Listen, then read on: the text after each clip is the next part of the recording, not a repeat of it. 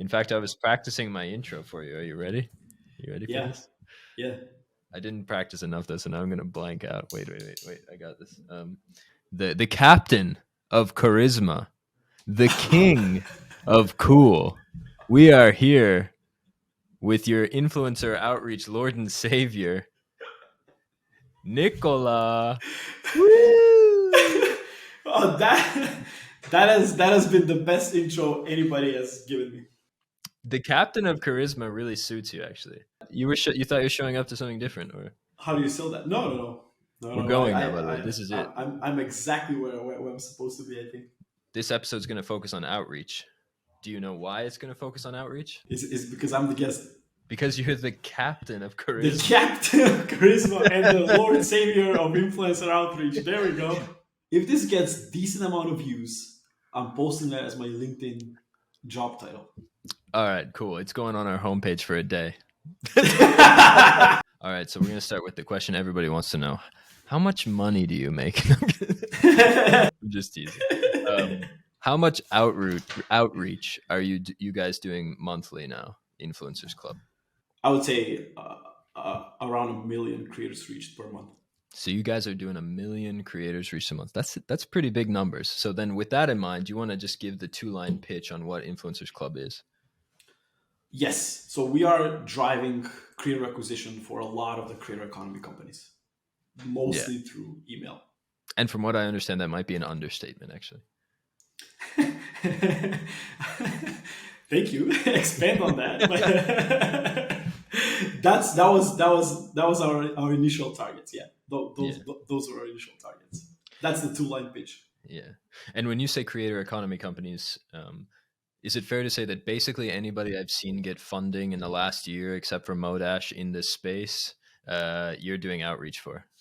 Most of them, yes. Most of them, yeah. Okay. Most of them. And so why do people pay you guys for this? Like, what are you so good at when it comes to influencer outreach that people decide, like, we don't want to do this in-house, we want to give this to these guys? That's an interesting question. So it depends on the company. First of all, I think that I've been personally doing this since 2016, because the way that we started is because I have a computer science degree, although I worked in marketing for a long time now. We created a small Python tool that was doing auto replies for DMs that creators were getting back when Instagram didn't have that. So it was maybe before that, like 2015, something like that. The way that we grew the tool was through outreach, and it's hard to sell to creators.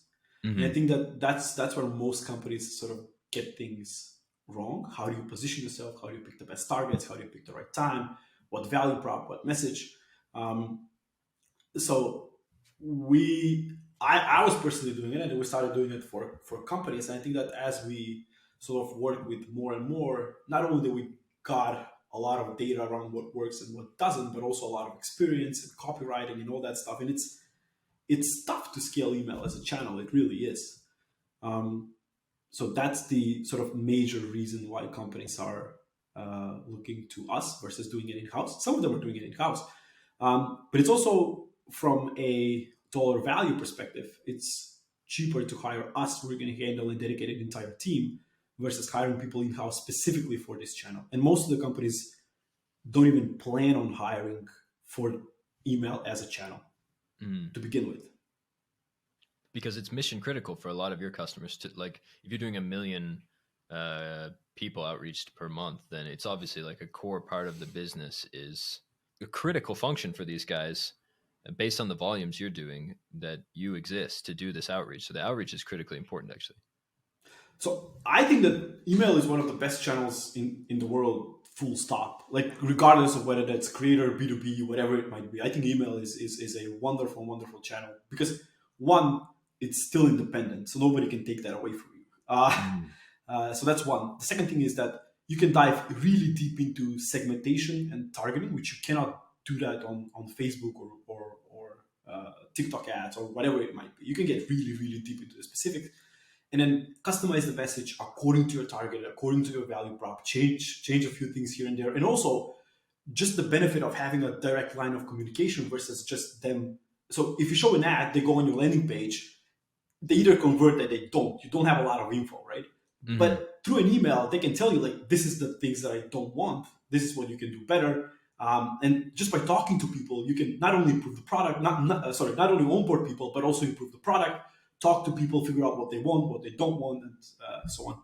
So what I heard from you is that you guys are particularly good um, on multiple levels. One of them is you have the data that from like millions of previous outreach campaigns and so on. So you have the data that justifies the approach, which allows for optimization. Basically, you have so much baked in learning from sending trillions of emails every month that it's just not possible for an internal team to compete, at least in a really short term. And these guys need really fast acquisition because these are, just to clarify for listeners, these are companies whose customer typically is creators. um, Yes.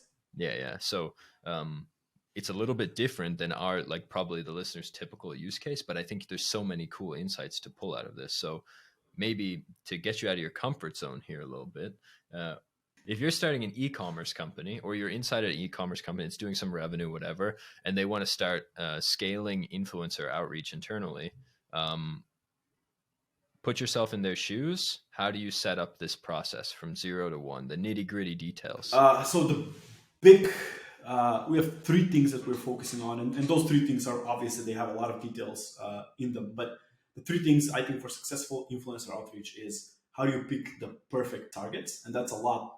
That's difficult. How do you reach out with the right message for that perfect target, and how do you reach out at the right time?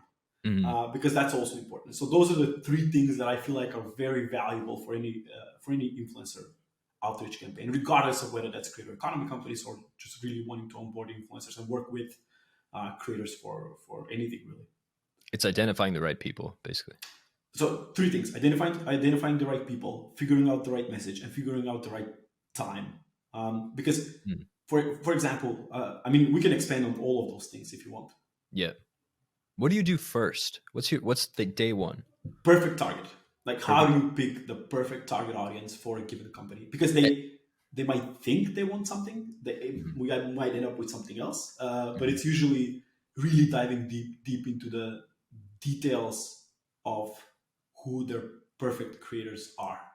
Okay, okay. And what are our decision making criteria from your perspective here? Like, what kind of things change between one company's ideal creator and another company's So in relation to I'm outreach in particular, maybe? Yes, in relation to outreach. So I'm much more experienced in the creator economy sort of segment. So, for example, a lot of companies want to start with just the general idea of we want to onboard everyone that has more than 10,000 followers, at least from the US, right?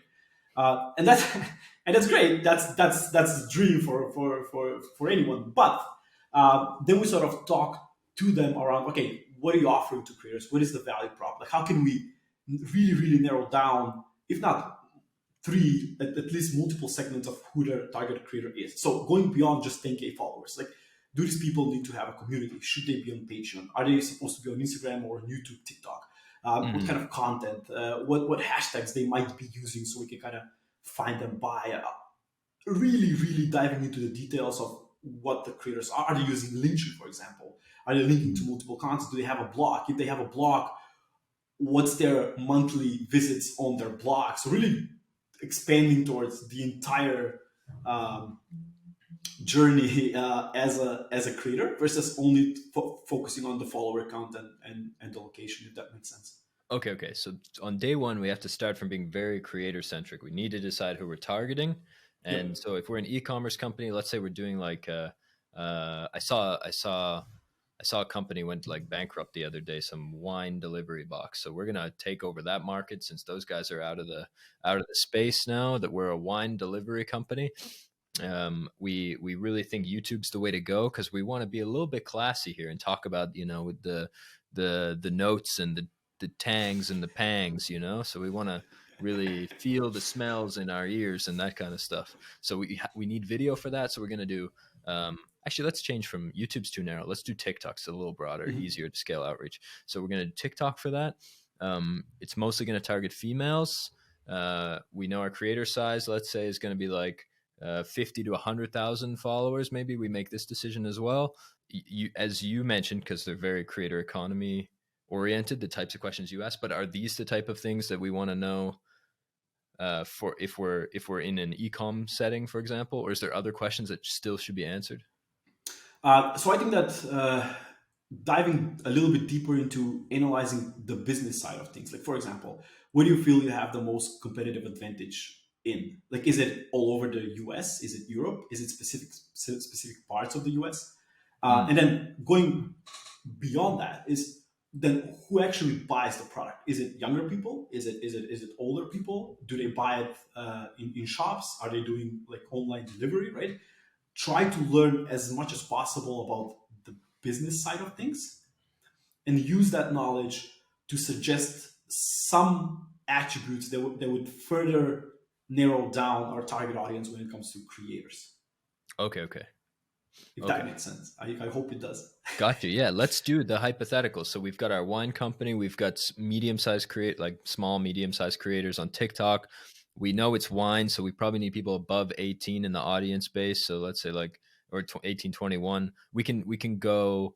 Let's go like Germany core target audience market maybe. Mhm. What other Entire information? Germany. Yeah, sure. Let's say whole Germany. Cool. And then who's the actual buyer? Like from what you see in terms of wine purchases, who's actually buying the wines?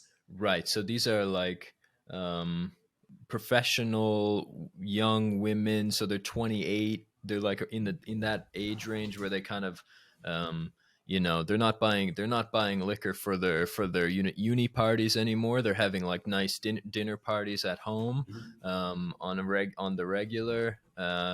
And they appreciate the quality of these kind of wines. They're a little bit more sophisticated, maybe a little bit higher income, but they're in that like 28-year-old female, 30-year-old female age range. Got it. So what I got was 28 women for dinner parties, a little bit more sophisticated, which means higher income, right? Hmm. Um, cool. Well, we narrowed down a little bit now, right? So we're now narrowing down. And then why do you think people buy your wine versus any of the other competitors? One thing is they like the discovery experience of having the monthly subscription delivery. So we kind of basically how it works. Let's say is we ship you a couple curated bottles of wine, and then based on your feedback every month we optimize it. And this is kind of how our wine subscription box works. So we make sure that we're sending something that you'll personally really enjoy. And so people really like the experience of trying new wines they otherwise might not, and they like the novelty of the subscription experience. I'm just making this up as we go, by the way. You went really deep into selling. Do you think that they're mostly again a question doesn't mean that this is the case? Do you think that those are mostly women who would be also interested in tech or no? Because from a subscription angle, uh, in our experience, people that are trying out subscriptions are leaning towards tech a little bit more than just the general public. Yeah, they're tech savvy. They're young ladies. They grew up on the internet, so they're tech savvy at least. I don't know if they're all software engineers or not, but they're tech savvy. Well, there we go. So, from my opinion, right now, from everything that you said, right, it doesn't have to be wine influencers. It can be influencers in the tech space. That have mostly that age range and that kind of audience. Um, it can also be, let's see, so not wine, tech savvy. It can be someone that, because you mentioned experiences and the discovery part and so on. So it can also be people that are doing something out of the ordinary experience wise from an influencer Mhm. perspective. I like how you're going into sourcing. So I think what you're trying to tell me here, even if whether you realize it or not, is like who you outreach to is like critically important to the degree and it sounds like you're trying to compensate. I guess you sometimes get the objective like this isn't the right person. They don't talk specifically about lamps or whatever. Yeah. Yeah. Okay. No, no, no. But in any outreach, again, in any Hmm. outreach, picking the perfect target Hmm. you need to start there and then expand, right? Because we can always expand, but let's get that quick win. Let's get something out of the way. Make sure this works. Make sure we have our process, and then it's much easier to expand once we have some wins in our initial segmentation in our initial targeting. And what I would advise you now is that we try three different target groups, like Okay. experience, sort of travel people within Germany that have that kind of audience, then someone in the tech space, maybe marketers as well, because there are a lot of women in the marketing space that are very tech savvy, Hmm. and have a lot of dinner parties. So the mastermind sort of folks and so on. Okay, Um, okay. that's what I would target. Gotcha. Okay, so we have our target now. That's we're day one is over. Now, like, what are we doing next? Like, how does outreach practically start inside of a company like this? Let's assume they don't outsource; they decide to keep it inside. How does the outreach start in terms of Super tooling or? practical, boring details. Like, specifically, what do I have to do on day two? So what we do on day two is try to figure out what is the right messaging that we're trying to reach these people with. Now, Mm, for creator economy companies, that's much more difficult because we're trying to sell to these people or at least get them to sign up, join a call, whatever it might be. So you need to be really specific around what is the value for that creator to spend their time and talk to you versus everything else they can do. With okay. influencer outreach, it's a little bit easier because there's almost always an incentive associated with. So you'll get these people paid. So that's why, in my opinion, and in experience, by the way, because we are doing some influencer outreach, um, it's easier because once you mention that you'll pay them, they'll reply. But making sure that the value prop is there for them. Hmm. How do you connect? How does your product connect with their audience? Hmm. What's in it for them? Do you want to get the rates and positioning the email in and having an entire video about that. Being straight to the point, being direct, being personalized. That really matters. Like go watching their content, mention something that you got out of their profile, and that's why you picked them for. Um, so you can give them compliments about their recent photo, ask them question, comment something from something they have in the bio or they recorded on the last YouTube video, whatever it might be. So being really personalized, being direct, and having a soft CTA, whatever that soft CTA means. Mm. Is it just sending the rates? Whatever they can say yes to easily. Okay, What we okay. typically do is, can I send you some more information? And the reason why we ask that question is that once they reply yes, they've already there's a great book about that called Influence. I don't know what the author was, but it's one of the most famous sales books. Um, if they already said yes, they've already did something around the partnership, so they're much more likely to continue the conversation along the way. Yeah, they have sunk cost in this case. So they've Yeah, there invested you go. something, a little something in there. Okay. There Gotcha. you go. You said so many little tiny details that I happen to know are really important because I've had so many similar conversations. Um, so in order to get the yes quickly, I think it generally a mistake that I sometimes see, I wonder if you agree, is people try to stuff all of the details about everything on earth in that first email. So we're aiming concise, yeah? Yeah, they're being very sort of formal and making the first email as big as possible. It's not. It's definitely not the way to go because creators tend to have short attention span. That's why Yeah. TikTok is successful. Yeah, yeah. And they also have like So, 900 people trying to get a hold of them at any given minute, yep, basically. Yeah. exactly. So make the email short and sweet, soft CTA, being personalized. I think that's the way to go. Yeah. Okay. Short and sweet, soft CTA, being personalized. Anything like typical pitfalls of personalization? I kind of wonder how you summarize this because I can imagine that personalized sales email that I get that's like, hello, Avery Schrader. I noticed you posted on LinkedIn about your recent funding round of this amount of money. And it's like they're doing personalization for personalization's sake. Do you have like a kind of general principle or rule of thumb that helps people like think about this the right way? Or am I like maybe my advice is bad and it's not that important actually? No, no, it is. It is. It's very important. Very important. That's how we communicate with a lot of, and that's how we convert a lot of big creators. They typically don't reply. They really don't. And our reply rate for big creators is around 30% because we actually spend the time. But dude, so we have a person. So if we work with a company, we have a person specifically dedicated to personalizing the emails. That's Mhm. it. That's their only sort of job position within the company. It's awesome. And our rule is if I can tell whether this is a bot or a person, then it's not good enough.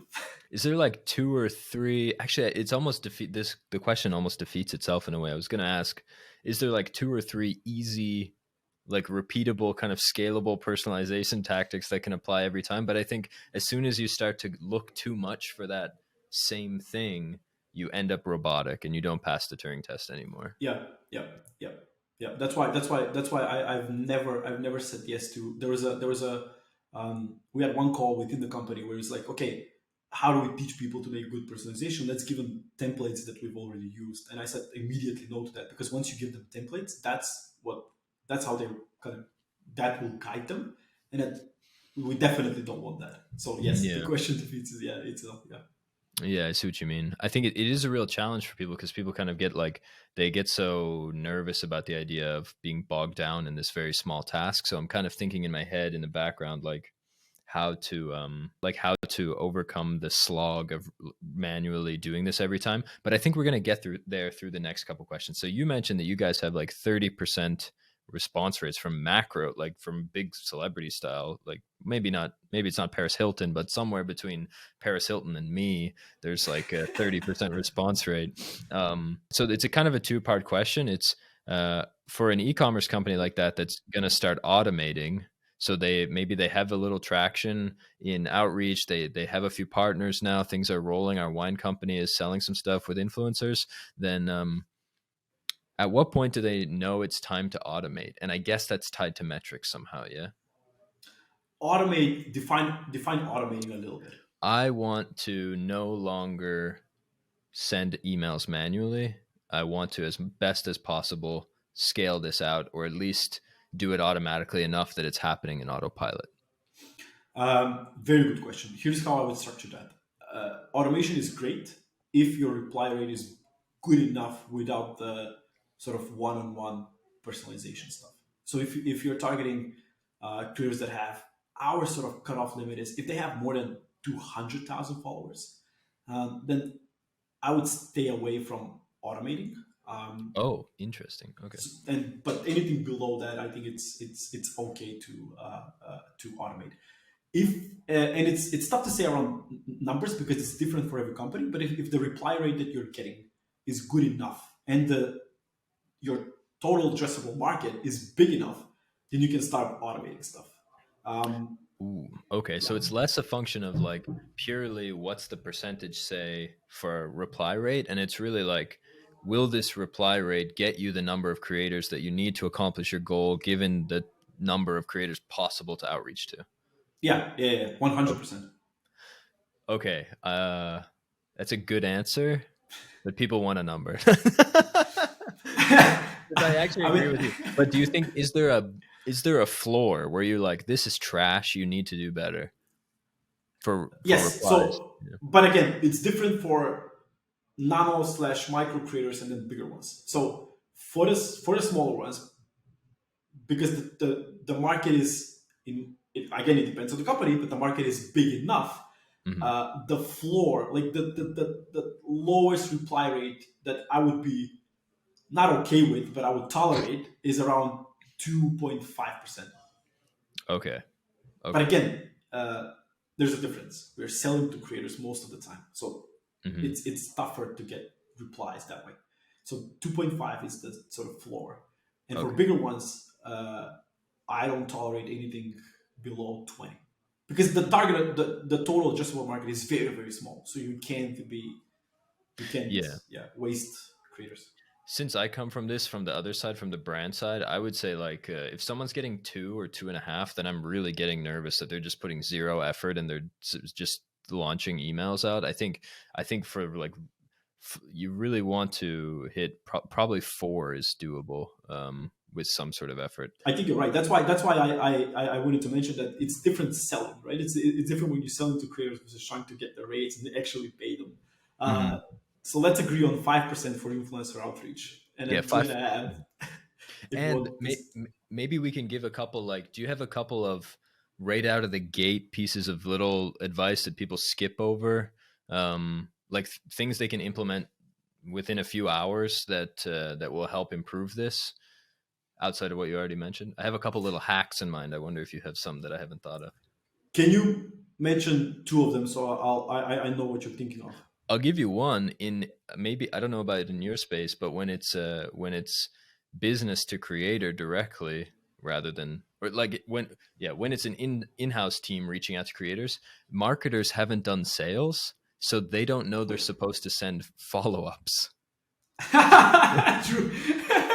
This is a very easy way to increase your response rate. Like send a few follow-ups. From my perspective, it's like if you're not sending 5, 6 follow-ups, then you're really, and then again later refreshing those leads in a couple months, your reply rate is going to be much closer to 0 than it is to 5. So Yes. you agree Yes, with this? we're getting absolutely, we're getting most of our replies from the follow-ups versus the initial email. Do you have any idea like where's the cliff at? Like is it third, fourth, fifth, seventh email that you send that actually diminishing returns? Smaller ones, if we're doing it at scale, we don't send more than 3 emails, just because there's, again, the diminishing returns. I'm not saying it won't increase your reply rate; it definitely will, but that's the cutoff point for us. And then for the bigger creators, we're going at 10 steps out. But we're also doing multi-channel for the bigger ones. So it's not Yeah, just email; it's email and then a DM on Instagram and a DM on Twitter and then an email again and so on. So multiple follow-ups, multiple channels. got you. Okay. But that being said, now that I know what you mean, marketers, and that's what I what I also don't like, by the way, when marketers try to do sales, they're very they're very shiny. So they Mm. talk about them more than they talk about Mm. the creator. So that's one thing. And the second thing is, which I really really hate, is that companies are treating people like they're opt-in. So they would send images and these long emails of here's what we do, and the only emails that we're sending out are plain text, no HTML whatsoever, only plain text and a few sentences. It's such a, those are two really great pieces. I think it's so funny to think about this because I never thought about it. Like you described this I haven't really thought beyond the skill set between the mindset, like between sales and marketing people, because salespeople know that no one gives a shit about your product or who Yeah, you are. Like the salespeople get in calls and get rejected constantly, and they kind of, you build this muscle for knowing that no one cares about you. You know, sales is a really like sales is a great spot for a pessimist. You know, no, I'm kidding. yeah, yeah, yeah. No, it's true. It's true. Exactly, exactly. I completely agree. Actually, it's commonly written in our articles and stuff is uh, to put this in like one line, put your salesman hat on. If you're in marketing and you're starting this outreach, go talk to the sales guys, ask them how they would write these emails, ask them what they would say, how many follow-ups they would do. Talk to the sales guys in your company because they've already built this muscle out. And so yeah, so you mentioned you had two really good ones. You really got me going. So shiny and then plain text. Yeah, so don't Yep, talk too much about yourself. yep, Send follow-ups. Don't talk too much about yourself. Talk more, spend more time talking about what's in it for the creator. But generally, like you said, you only need 3, 4 sentences in this email, so yep, at least in the first one to get the response. yep, um, and then your third part is don't make your thing like a, yeah, it's not a it's not a newsletter with, and to be yep. honest, no one's reading your newsletter anyway. That's like 9 images long that don't load on mobile. Like, yeah, keep it simple. Totally agree. I think you want to talk to this person like a friend who you respect. Like it's like somewhere in between friendship and respect. I think some people go too hard on the friendship thing, and it's like another problem. But Yeah, I mean, there are a lot of problems, dude. Like there are a lot of problems, like, right? Like, if we can sit here all day and talk about mistakes that are going on in cold email outreach. We had one company, which is funny. We had one company that was working with this agency that was charging them massive amounts of money. In the first email, they were sending a link, so they were talking more about the company than anything else. So it was a mm-hmm. pretty packed email. And not only that, in the last sentence, they sent a link to a PDF that was 36 pages long that was describing the company. Like, this is our value, this is what we do. And it's like, who do you think is going to reply to this email? Like, it's not.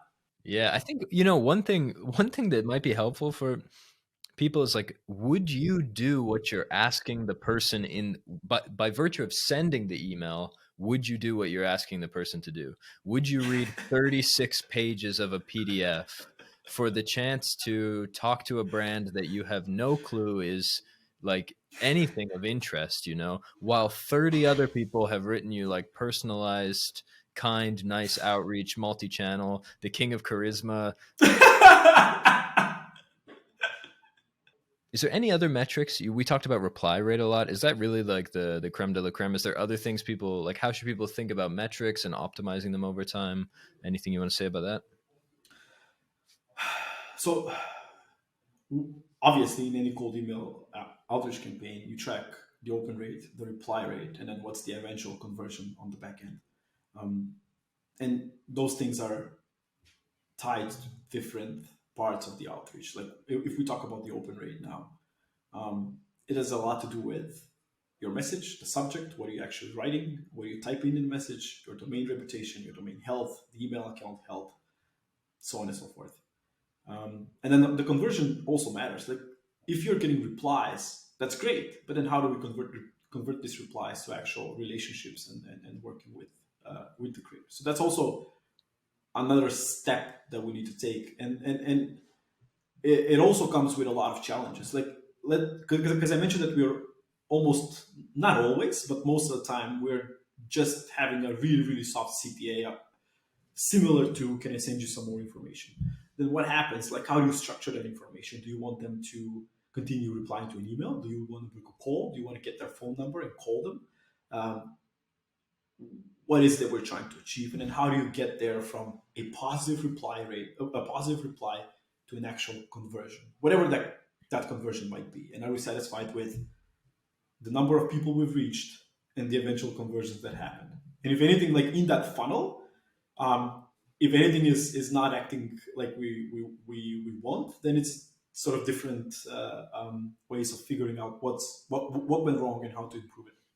Really, it's about metrics on each stage of the funnel, and then coming back to them and optimizing. Like, do you have any thoughts on like how to like let's say we have body text, we have header text, and then we have replies and stuff as well. But um, do you have any kind of playbook for how to optimize those things? Yeah. For example, is it, I guess it's best, for example, to pick one and optimize one thing first? I guess that's probably the header, right? Because you need opens in order to get responses. So I'll probably miss a few things because again, a lot of details, but let me tell you our sort of testing framework. Yeah. We've picked the perfect audience. We want to reach, let's say, 1,000 creators in the next month. That's it.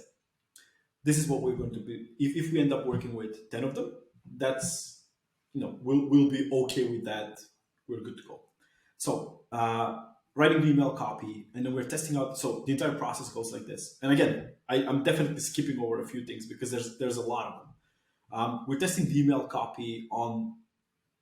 We're testing the domain, the email address, and the email copy using a few tools that will tell us where would our, if we send out the emails, where would our potential message land?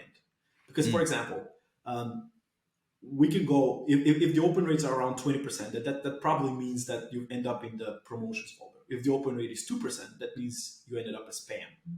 Now, those two things require two different sort of solutions. If you're not satisfied with the open rate, try changing the subject, but also see whether your domain is in good health, your email is in good health, and whether the message does not have any sort of keywords that would put them as promotions.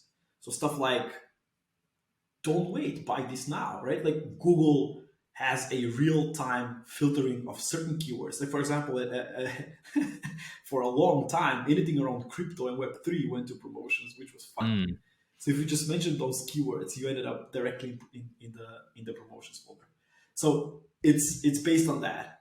And if the emails are not landing in the promotions and we're still getting 20% reply rate, that 20% open rate, that means that probably we are doing something better on the subject. So how can you improve the subject, make it more relatable so people will actually click and open? And that if our domain is in good health, again, if it's not, then go back to an email warm up and then try to get your domain reputation high enough so we can get better open rates. Again, I might be missing a few things. If you end up with spam, then different set of problems. Why did you end up with spam? What was the problem? Was it the email IP? Was it the domain IP? A lot of things. And then those things also require details in terms of solving that. But let's say we get a good open rate now. We want to increase the reply rate. It's mostly tied to the CTA. That's it. And maybe what else we're saying in the email, right? Not just the CTA, but the entire body of the email. So you improve the body of the email until you reach that's the second sort of testing that we do. So it's first is open rates. If we're satisfied with that, we go to the reply rate, test multiple email copies to try to figure out which one performs better for a given target and move on to a different targeting and different targeting. Now, this might be the email copy, but it also might be the target. So, for example, if we're targeting wine influencers within, let's say, tech-savvy influencers in Germany, maybe they're not resonating with our product. They just think like, why would I promote wine? Because I'm talking about fucking, I don't know, Python, right? So if I'm talking about Python, I don't need to promote wine. So that means that maybe the text in the email is good enough, but our targets haven't been selected properly. um, okay, so we test those, and then we end up from an actual reply to a conversion. Again, new set of problems. In the email that you sent as a follow up to a positive reply, how do you actually structure it well enough so you can get that conversion? And what do you want out of these people? Do you send them a 36-page deck? Do you send them only short information and then move on to the second stage? Do you want them to get on a call because that's what you see as the best conversion? Um, yeah, wow, okay. And then again, I think it's mostly around what the offer is and asking questions. If you don't get a reply, also do follow-ups there. So a lot of follow-ups there. Sorry, a lot more follow-ups there. So if they reply, I'm not done unless I follow up 8 times to make sure that this person doesn't want to work with me. Yeah, because Because you've confirmed some kind of interest already. yeah, exactly, Yeah. exactly. And if they don't want to work with me, I at least want to understand why. So Hmm. part of the follow-ups is here's what we offer, and then have you check this out, blah blah blah blah blah. But then the last 2 or 3 follow-ups are okay. I can see that you're not interested in working with us. Can you please tell us why? Is it the reason number one, two, or three? And then improve based on the feedback. There's a ton of stages here. I think like so. Then fundamentally, it's about understanding each one of those stages as a whole. So like the fact that somebody has to open, the fact that somebody has to read the thing and then decide to reply or click through whatever like CTA you ask for. Understanding that there is those stages for the user in consider for the creator in considering your outreach. They have to be interested enough in the subject line to open the thing. They have to be interested enough in the body text to respond. There's a limited number of inputs. So once you have a decent idea of the inputs, then you can really quickly visit these kind of things. Like, is domain health okay? Is my email Yeah, landing in spam? Is my header decent? Is my body text compelling? Am I sending follow-ups? There's like an infinite number of things in theory, but really, if you understand the fundamental inputs, there's like a few you can focus on. Um, yeah, yeah. Exactly, exactly, exactly. you touched, I think, 2 questions left, something like that, give or take a couple dozen. Do you you mentioned multi-channel and like macro, and I just had a question here about like is there like what changes between managed creators or bigger creators and independent folks? Is there any kind of uh, principles, things people should expect doing that kind of outreach and um, generally? Absolutely, absolutely. It's tough to get through management, and most of the bigger creators are represented by management, and typically it's the management that actually reads the emails. Why the personalization helps, I think, is because you're making the intent of working specifically with that creator is made clear from the get go. Because once they see that you've spent the time to actually learn about the creator, learn what they do, and why they would be a fit for your campaign, whatever that might be, that triggers something in the management mind in terms of okay, these guys are really interested versus all the rest of the would you say 900 emails that I have in my inbox today. But then for management, um, what you could do there, one of the advantages is that they are more business oriented versus if the creators are not managed. So if your value is high enough, then they're willing to set up a call and they know their stuff. So it's easier to get to where you want to be because you're talking to a people that is in that role specifically for that reason to manage the creator. And then the Versus downside to that is probably like negotiating, haggling, and stuff is a little bit more difficult, right? yeah, yeah, and they'll try to get to pay. They'll try to get you to pay for the entire roster versus just one creator. So it's a lot of upselling, a lot of negotiations. But I like that because it means that these people know business and know the value, so they're much more open to engaging with you, and they don't forget, right? They're not because that's their job position.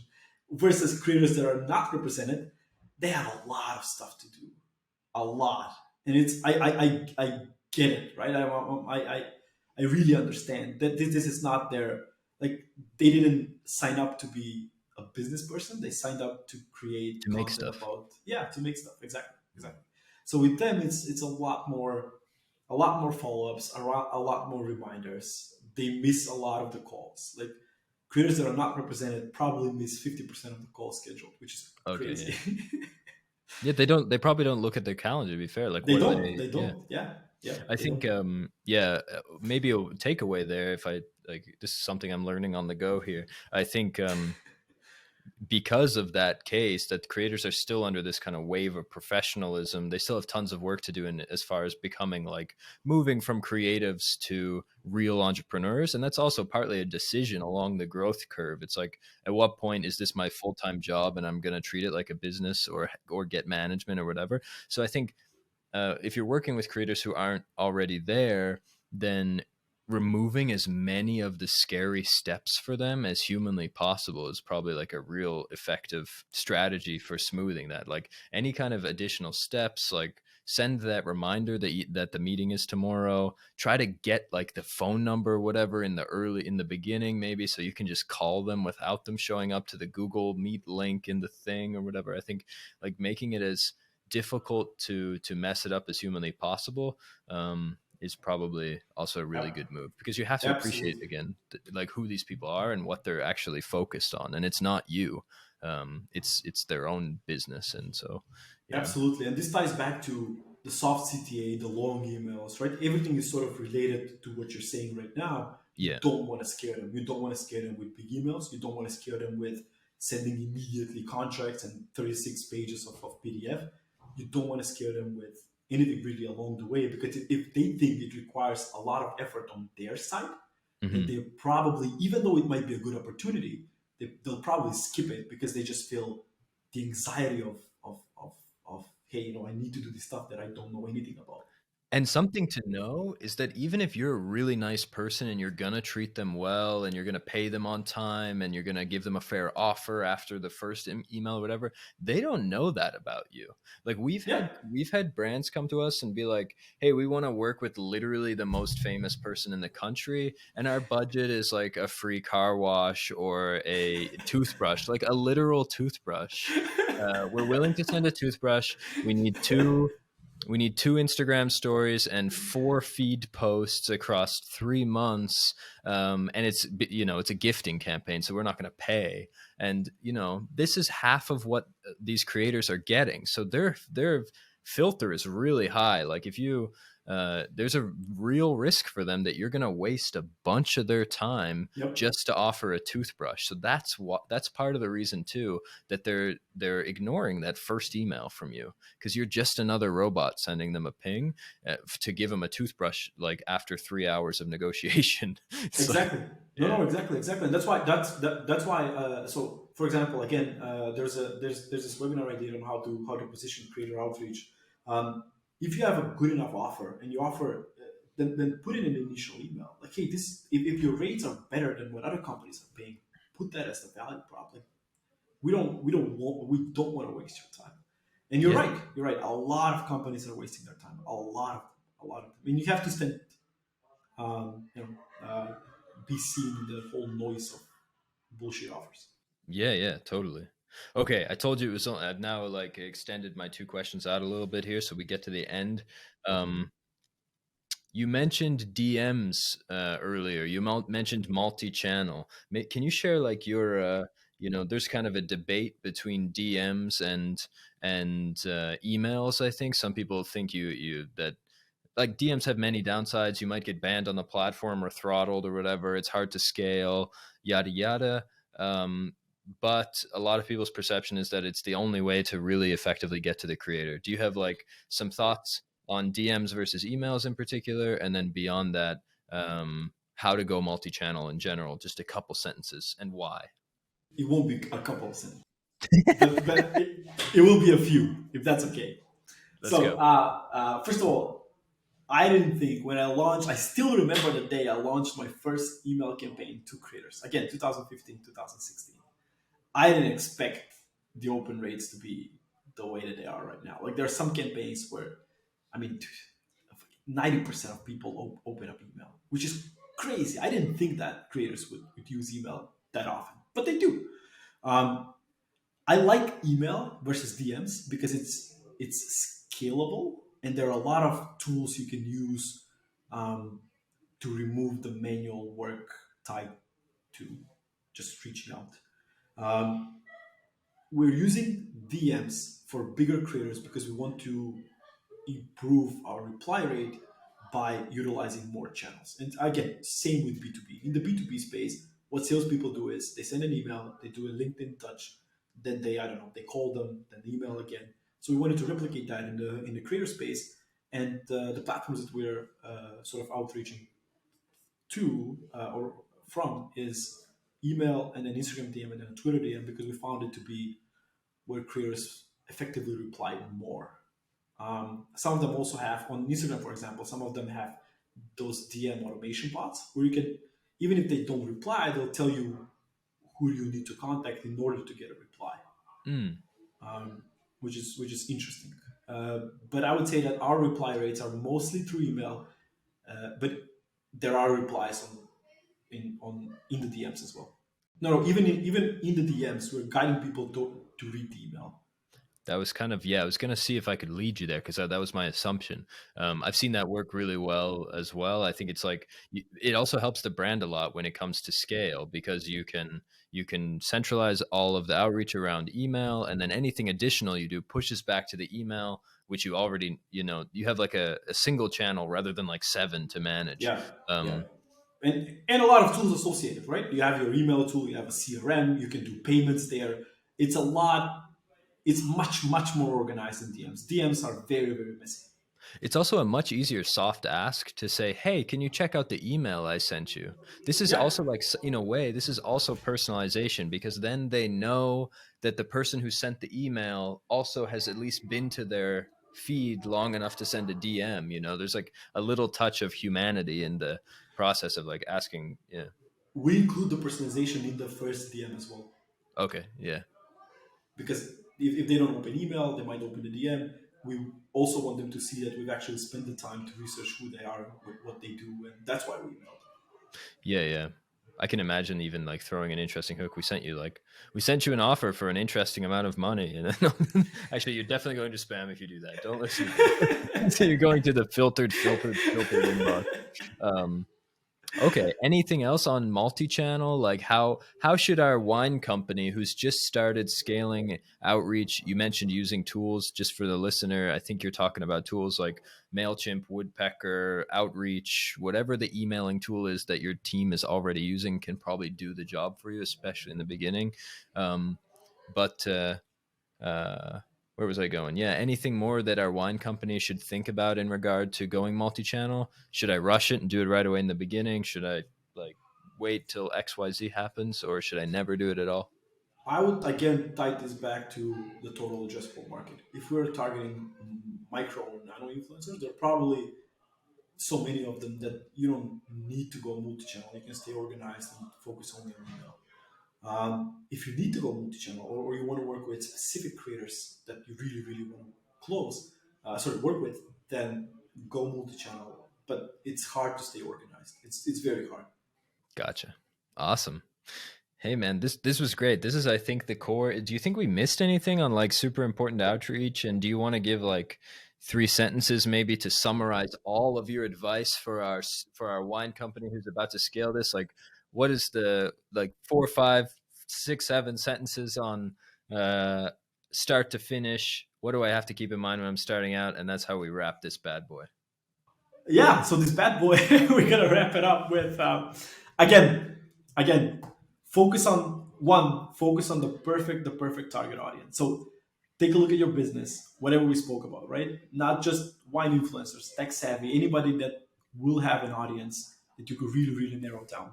So it's not It go really beyond the follower count in the engagement metrics, interest, platforms, all that stuff. Then the second thing is try to provide value in, I wouldn't say email, in all of your outreach efforts, whether that's email, that's a DM. Try to provide value, and by providing value, what's in it for them. But really think about what's in it for them, Mm, and find a way to stand out in the noise that they're getting on a daily basis. love it. Boom. Nice. Thanks, man.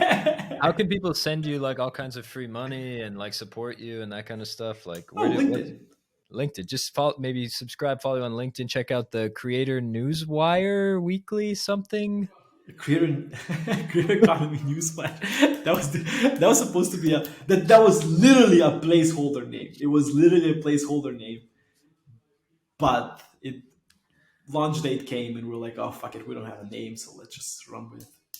I think that's how this podcast is going to go as well, to be honest. We also don't have a name for this, so Yeah, there no you worries. go.